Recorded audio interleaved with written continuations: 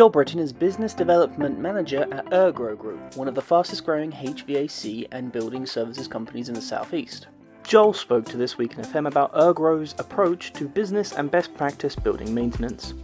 Please introduce yourself and tell us about the company you work for. My name is Joel Brittain. I'm Business Development Manager for Ergro Technical Services. Ergro is split into two separate branches of the business. The first is mechanical and electrical building maintenance, and the second is mechanical and electrical projects such as asset installations, refurbishments. So starting with the maintenance side of the business, we've got three separate internal divisions. You've got the air conditioning maintenance team. They specialise in single service line contracts and also multi-site mobile contracts as well. So that's made up of mobile air conditioning engineers, all internally employed, that have vans and operate all around London and the southeast of England.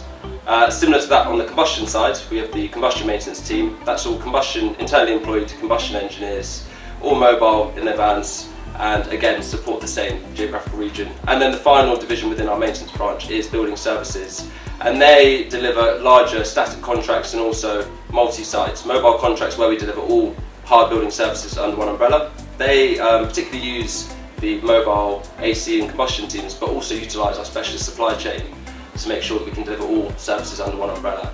On the other side of the business, we've got the projects team. So they specialise in asset replacement solutions, so particularly large chiller installations, large boiler installations, and also plant room refurbishments and fit outs. That might be a like-for-like replacement of the asset, or we could potentially recommend a different system or asset that might give the customer better efficiency or fit better with the existing building infrastructure.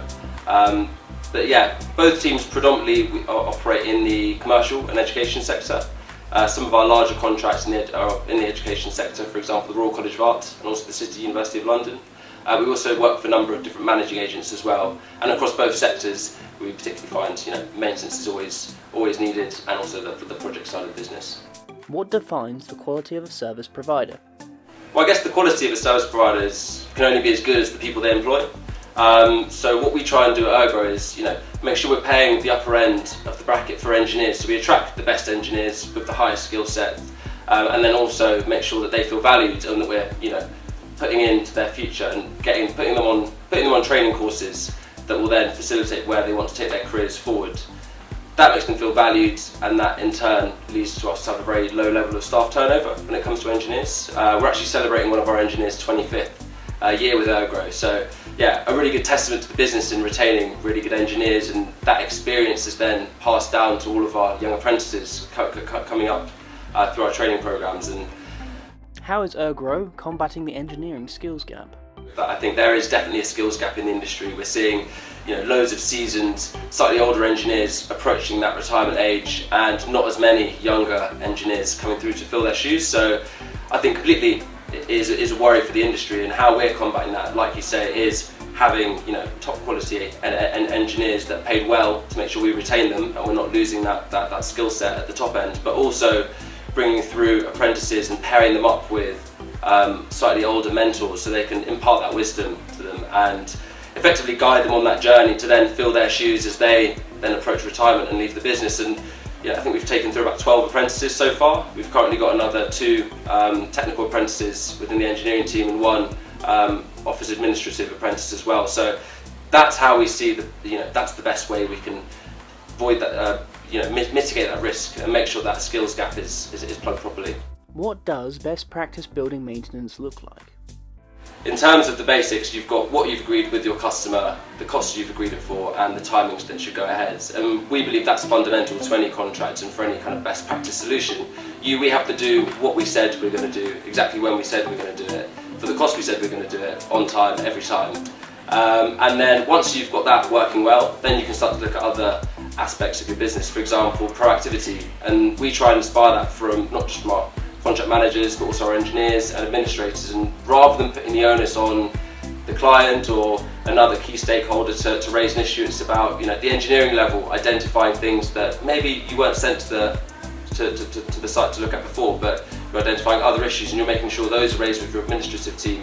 Administrative team are putting them on the system and raising it with the contract managers, and they're constantly in communication with that client to make sure that it's not, the onus isn't on the client, it's on us to bring not just problems but also solutions, and find issues before they turn into larger issues, and make sure we put in the correct mitigation to stop that. And I think by doing those, that's how you end up with best practice. We're starting to try to look beyond that, kind of the basics though. We've got it nailed down, we know what we do well, and now we're thinking how can we kind of enhance that in terms of reporting on assets, making sure that our clients have the right information to make informed decisions regarding their portfolio. And one way we've looked at that is by reporting on the asset level. So during mobilisation, rather than kind of grouping assets together for our planned maintenance plans and reactive works, we're capturing everything at the asset level and putting that onto our system. So any planned preventive maintenance visit is assigned to a singular asset, so we can confirm through our paperwork these are the tasks that have been completed on this asset, it's fully compliant, and you have that for all of them.